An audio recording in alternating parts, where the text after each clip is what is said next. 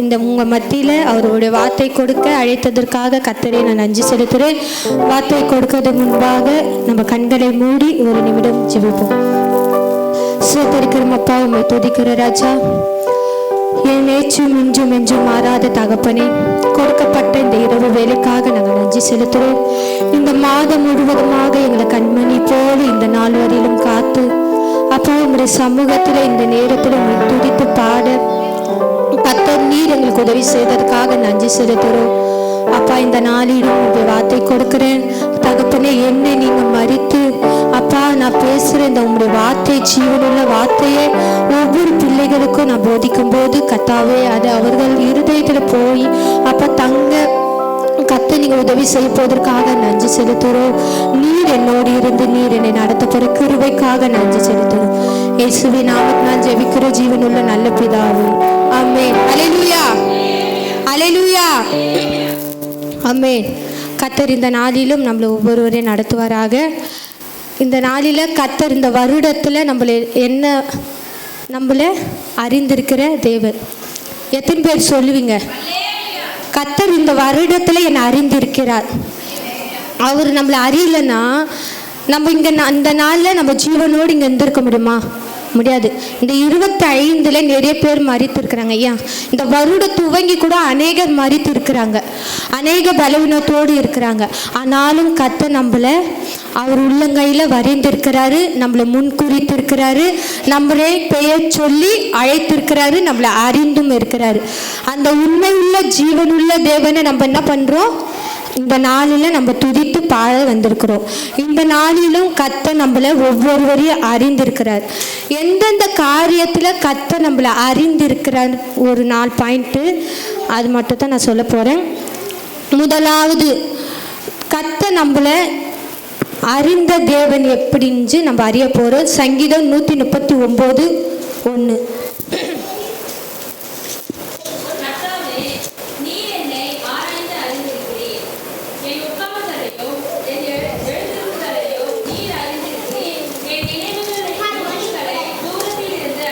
ஆமென். கர்த்தாவே, நீர் என்னை எப்படி ஆராய்ந்து அறிந்திருக்கிறார்? அவர் எப்படி ஆராய்ந்து அறிந்திருக்கிறார்? நம்ம இருதயங்களை ஆராய்ந்துகிறார். மனுஷனால நம்ம இருதயத்தை ஆராய முடியுமா? முடியாது. டாக்டர் கூட நம்ம இருதயத்தை ஆராய முடியுமா?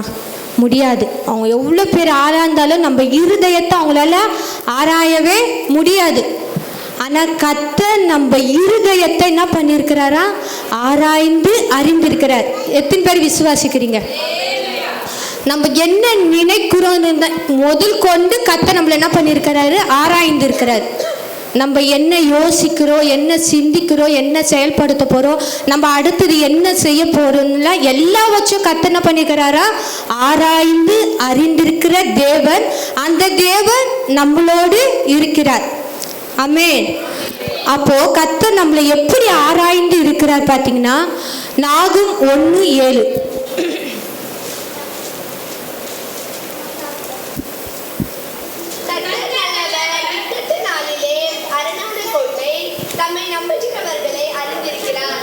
ஆமென். கர்த்தர் எப்படி இருக்கிறாரா? நல்லவர். கர்த்தர் நல்லவர். இக்கட்டு நாளிலே நம்மளுக்கு எப்படி இருக்கிறாரு?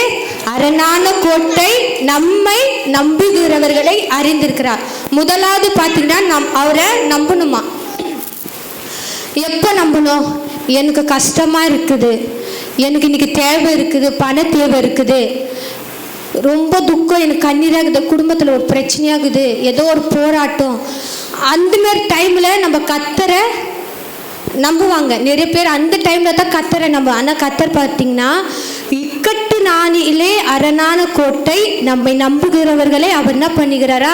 அறிந்திருக்கிற தேவன். அவர் பார்த்தீங்கன்னா நம்ம நல்லா வசதியாக இருக்கும்போது, நம்ம சந்தோஷமாக இருக்கும்போது நம்ம கிட்ட இருக்கிற தேவனா? இல்லை. நம்ம எந்த சூழ்நிலையில் இருந்தாலும் இக்கட்டான கண்ணீரான பிரச்சனையோடு கவலையோடு வியாதியோடு எந்த காரியத்தில் நம்ம இருந்தாலும் கர்த்தர் நம்மளை என்ன பண்ணுகிறாரா?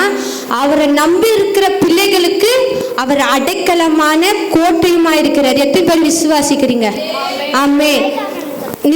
நீங்கள் இப்போ உங்களுக்கு பிரச்சனை எதுனா இருந்துச்சுன்னா நீங்கள் யாரை நம்புவீங்க? முதலாவது யாரை நம்புவீங்க? கர்த்தரை நம்புவீங்க. இப்போ அந்த பிரச்சனை நம்மளை விட்டு போனாலும் கர்த்தர் நம்மளை அறிந்திருக்கிற தேவன். நம்ம என்ன பண்ணுவோம்? அந்த பிரச்சனை இருக்கிற போது தான் கர்த்தரை தேடுவோம். கர்த்தரை இன்னும் அதிகமாக நம்ம என்ன பண்ணுவோம்? தேடுவோம். ஆனால் கர்த்தர் பார்த்திங்கன்னா நம்ம எந்த சூழ்நிலையில் இருந்தாலும் கர்த்தர் நம்மளை என்ன பண்ணிக்கிறாரா? நம்மளை ஆராய்ந்து அறிந்து அவரை நம்ம நம்புகிறோன்னு சொல்லிட்டு அவரை அறிந்திருக்கிறார். என் பிள்ளை என்னை நம்புது, அப்போ என் பிள்ளைக்கு நான் என்ன பண்ணணும்? ஒரு ஆசீர்வாதத்தை நான் தரணும்னு சொல்லிட்டு கர்த்தர் சொல்கிறாரு. சங்கீதம் 125:1.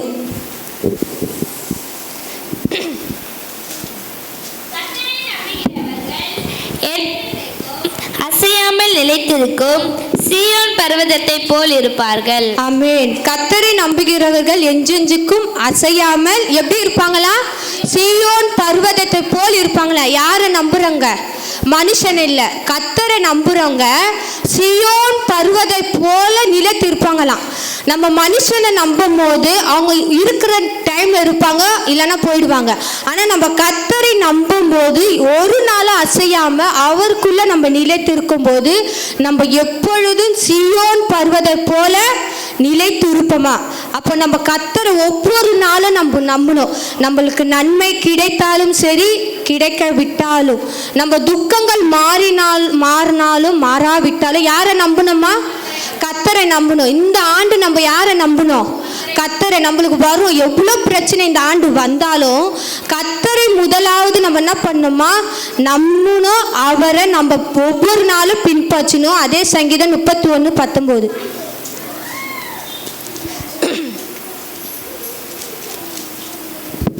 உமக்கு பயந்தவர்களும் முன்பாக அவர்களுக்கும் நீர் உண்டு பண்ணி வைத்திருக்கிற உம்முடைய நன்மை எவ்வளவு பெரிதா. ஆமென். கர்த்தர் பார்த்தீங்கன்னா உமக்கு பயந்தவர்களுக்கும் மனுபுத்திரருக்கு முன்பாக உம்மை நம்புகிறவர்களுக்கும் நீர் உண்டு பண்ணி வைத்திருக்கிற உம்முடைய நன்மை எவ்வளவு பெரிதா இருக்கிறது.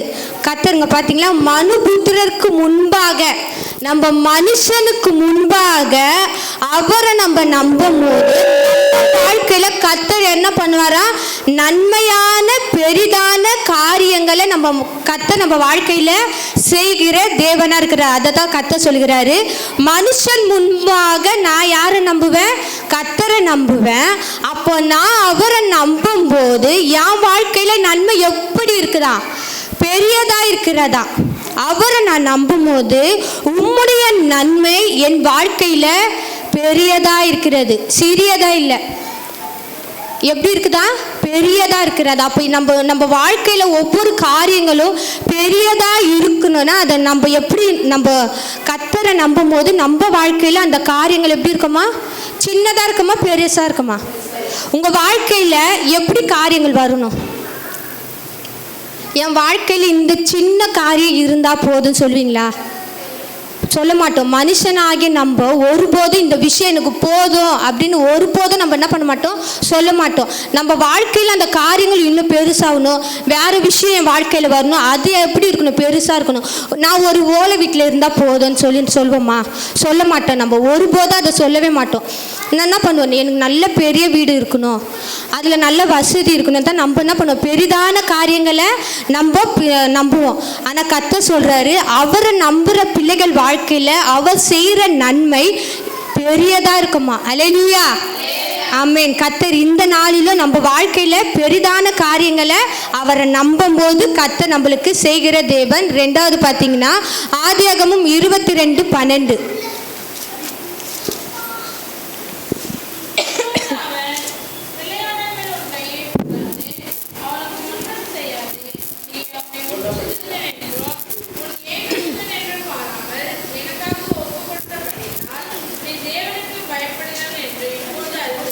ஆமென். கர்த்தர் இதில் பார்த்தீங்கன்னா யாரை பற்றி சொல்கிறாரு? ஆபிரகாம். எந்த விஷயத்துக்காக சொல்கிறார் கர்த்தர்?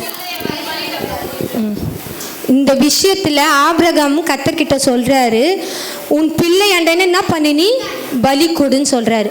அப்போ அவர் என்ன பண்ணுறாரு? கர்த்தருக்கு கீழ்ப்படிந்து அவர் பேச்சுக்கு பயந்து என்ன பண்ணுறாரு, அந்த காரியத்தை செய்கிறாரு. அப்போ கர்த்தர் சொல்கிறார், நீ தேவனுக்கு பயப்படுகிறவன் என்று இப்பொழுது நான் என்ன பண்ணுறேன், உன்னை அறிந்திருக்கிறேன். கர்த்தர் என்ன பண்ணுறாரு, ரெண்டாவது அவருக்கு பயப்படணுமா. எப்படின்னா, நான் தப்பு செஞ்சுட்டேன் அப்போ நான் பயப்படுவேன்னா, அந்த பயம் சொல்ல. நான் இப்போ எதுனா கர்த்தருக்கு விரோதமாக நான் செஞ்சுட்டேன் அதனால் நான் என்ன பண்ணுறேன் பயப்படுறேன்னா, அந்த காரியம் இல்லை, அதுக்கு பயப்படணும். ஆனால் கர்த்தருக்கு நம்ம உண்மையாக பயப்படுற பிள்ளைகளாக இருக்கணும். இதில் எப்படி ஆபிரகாம் கர்த்தர் சொன்னதை கேட்டு கீழ்ப்படிந்து அவருக்காக அவங்க பிள்ளையாண்டனே என்ன பண்ணார், ஒப்பு கொடுக்க போனாரோ, நம்ம வாழ்க்கையில் எல்லா விதமான காரியங்களையும் கர்த்தருக்கு நம்ம என்ன பண்ணணுமோ ஒப்பு கொடுக்கணும்.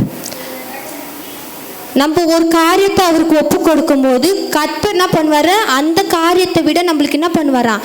இப்போ பிள்ளையாண்டனை பலி கொடுக்க சொன்னார், ஆனால் அவங்க பலி கொடுத்தாரு. ஆனால் கர்த்தர் என்ன பண்ணார், அதை தடுத்தார். அப்போ கர்த்தர் நம்ம வாழ்க்கையில் எதுனா ஒரு விஷயம் சொல்கிறான்னா அதை என்ன பண்ணணும், நம்ம செய்யணும். அப்போ கர்த்தருக்கு நம்ம பயப்படுற பிள்ளைகளாக இரண்டாவது இருக்கணும். சங்கீதம் 103:11.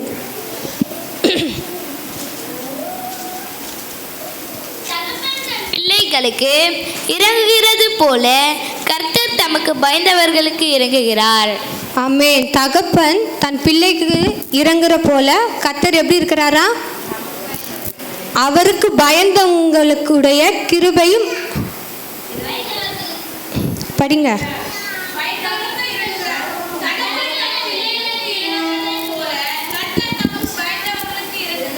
ஆமென். கர்த்தர் எப்படி இருக்கிறாரா, அவர் பயந்தவங்களுக்கு எப்படி இருக்கிறாரா, இறங்குகிற தேவன்.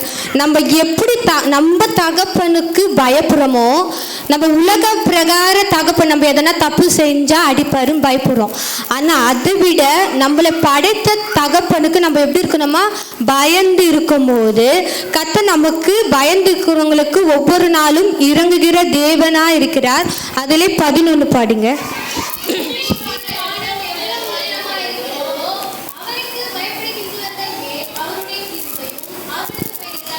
ஆமென். பூமிக்கு வானம் எவ்வளவு உயரமா இருக்கு. இந்த பூமிக்கு வானத்திற்கும் நம்ம ஏணி வச்சாலும் எட்டாது. நம்ம ஹெலிகாப்டரில் போனால் கூட அது மேலே மேலே தான் போயின்னு இருக்கோம். அவ்வளோ அளவுக்கு உயரமாக இருக்கிறதோ அந்த அளவுக்கு நம்ம என்ன பண்ணணுமா, கர்த்தருக்கு பயப்படுற பிள்ளைகளாக இருக்கணும். அப்போ நம்ம அந்த மாரி இருக்கும்போது கர்த்தருடைய கிருபை நம்ம வாழ்க்கையில் பெரிதாக இருக்கிறதுன்னு கர்த்தர் சொல்கிறாரு. நம்ம முதலாவது அவர் என்ன பண்ணணுமா, நம்புகிற பிள்ளைகளாக இருக்கணும். ரெண்டாவது அவருக்கு பயப்படுற பிள்ளைகளாக இருக்கணும். மூன்றாவது சங்கீதம் 1:6.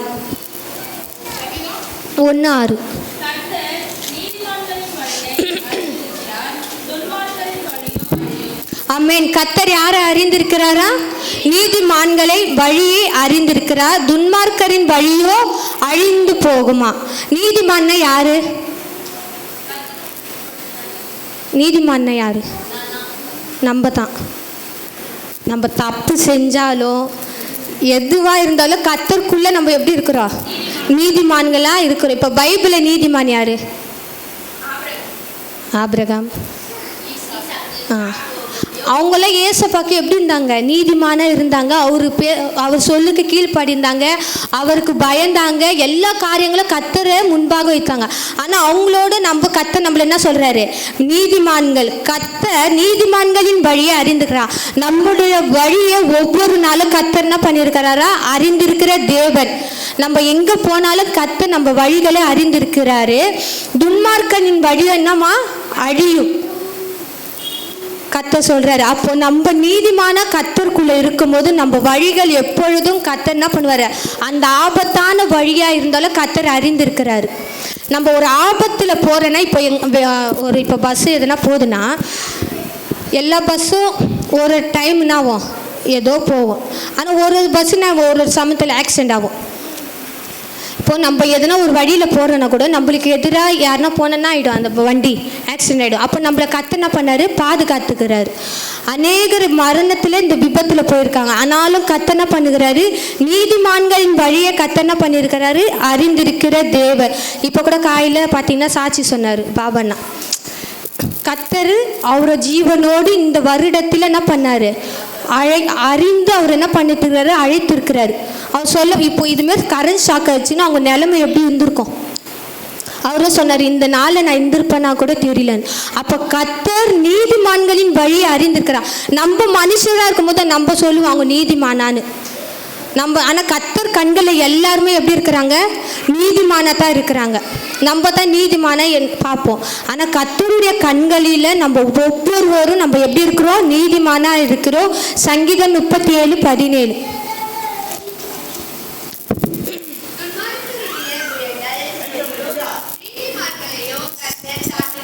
ஆமே, நீதிமான்களே கர்த்தர் என்ன பண்ணுகிறாரா? தாங்குகிறார். போன வருடம் முழுவதும் கர்த்தர் நம்மளை தாங்கினாரு. இந்த வருடத்துல கர்த்தர் நம்மளை என்ன பண்ணியிருக்கிறாரு? தாங்கி இருக்கிறாரு. இந்த வருடம் முழுவதும் கர்த்தர் நம்மளை என்ன பண்ண போறாரு? தாங்குகிற தேவனாகிற. எத்தனை பேர் விசுவாசிக்கிறீங்க? இந்த ஆண்டு கர்த்தர் என்னை முழுமையா தாங்கி தப்பி வைக்கிற தேவனாகிற. நம்ம வாழ்க்கையில பலவீனம் வரலாம், சோதனை வரலாம், எல்லாமே வரலாம். ஆனாலும் நம்ம கர்த்தர் ஒவ்வொரு நாளும் நீதிமான்களை தாங்குகிற தேவனாய் இருக்கிறாரு. நீதிமொழிகள் 10:3.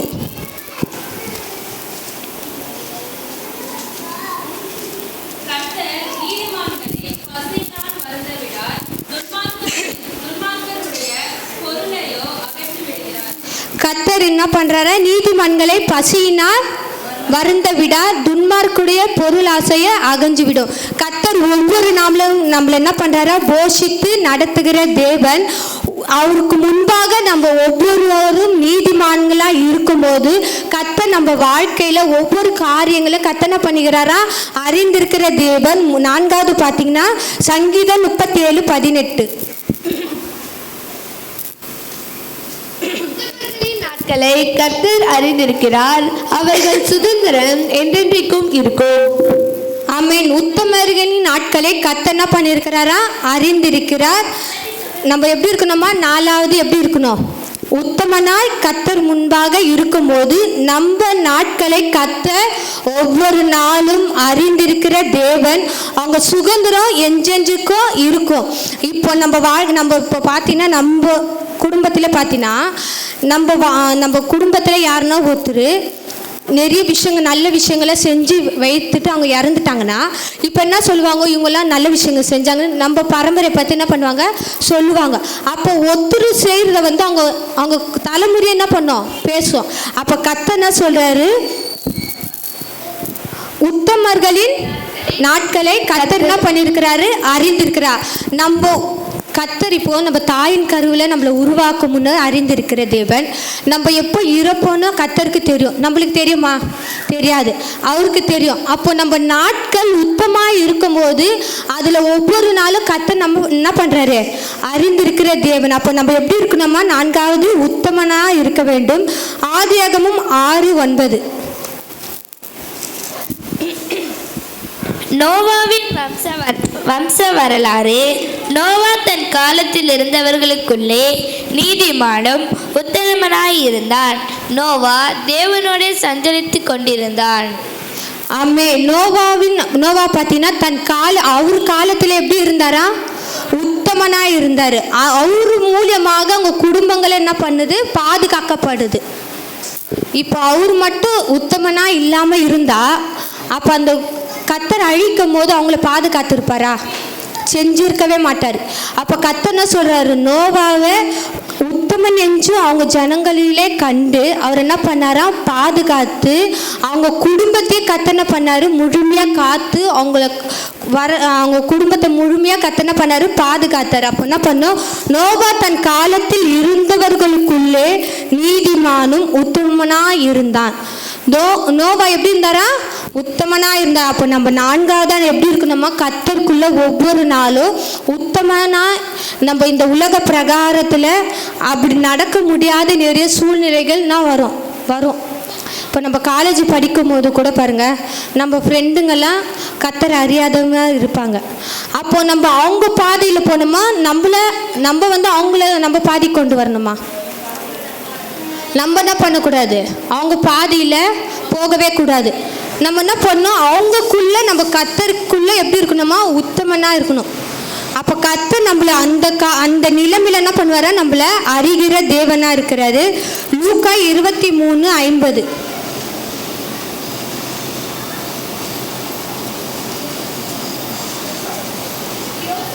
என்னும் பெயர் கொண்ட ஒரு ஆலோசனைக்காரன் இருந்தான். அவன் உத்தமனும் நீதிமானுமாய் இருந்தான்.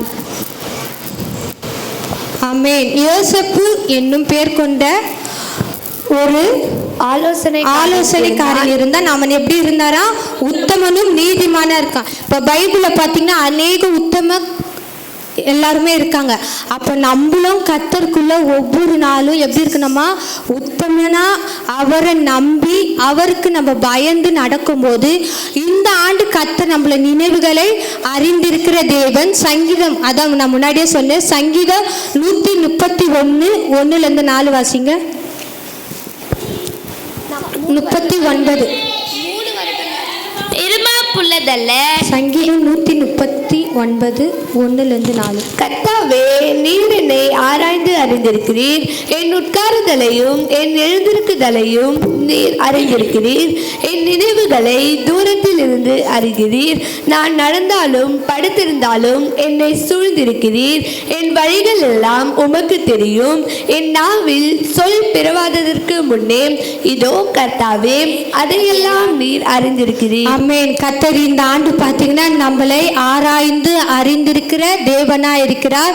நம்ம உட்கார்ந்தாலும் எழுந்தாலும் படுத்தாலும் ஜீவனுள்ள நாளெல்லாம் கர்த்தர் என்ன பண்ணுவார்? நம்ம நினைவுகளை அறிந்திருக்கிற தேவனா இருக்கிறார். நம்ம எங்க இருந்தாலும் கர்த்தர் அந்த இடத்திலும் நம்ம என்ன பண்றாரு? அறிகிற தேவனா இருக்கிறார். அப்போ இந்த ஆண்டு கர்த்தருக்குள்ள நம்ம ஒவ்வொரு நாளும் அவரை நம்பிக்கையா இருக்கணும். அவருக்கு நம்ம என்ன பண்ண பயந்து அவர் வழியில நம்ம நடக்கும்போது, நீதிமான்களா உத்தமனா இருக்கும்போது கர்த்தர் நம்மளை எப்படி இருக்கிற நம்மளை என்ன பண்றாரு? ஆராய்ந்து அறிகிற தேவனா இருக்கிறார். அப்போ அவருக்குள்ள இந்த ஆண்டுல நம்ம எப்படி இருக்கணும்? நம்ம நம்பணும், பயப்படணும், நீதிமானா இருக்கணும். நம்ம வாழ்க்கையில ஒவ்வொரு நாளும் உத்தமனா இருக்கும்போது கர்த்தர் நம்ம இருதயங்களை என்ன பண்ணுவாரு? ஆராய்ந்து அறிந்து இருக்கிற தேவனா இருக்கிறாரு. அப்போ நம்ம இருதயத்துல நம்ம வைத்திருக்கிற ஒவ்வொரு விண்ணப்பத்திற்கும் ஜெபத்திற்கும் கர்த்தர் என்ன பண்ணுவாரா? பதில் தருகிற தேவனா இருக்கிறாரு. அந்த ஜெபங்கள் ஒரு நாள் என்ன ஆகாது? வீணாய் போகாது.